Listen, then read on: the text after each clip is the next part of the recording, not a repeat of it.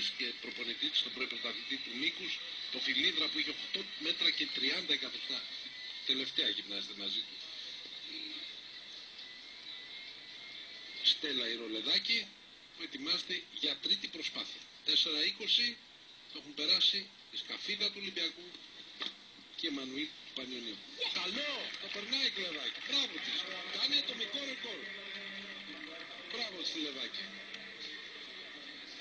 Το σημαντικό είναι ότι έχουμε 3 κορίτσια πάνω από το 4-20.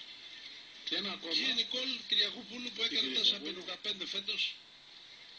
Είναι κρίμα που δεν βρίσκεται εδώ. Η Νικόλ, ελπίζουμε ότι θα λυθεί αυτό το πρόβλημα που απασχολεί τους αθλητές του Στίβου. Γίνεται μεγάλη προσπάθεια.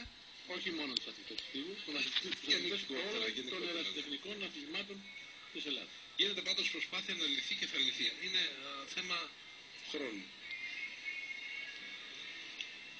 Αλλά επί κοντό.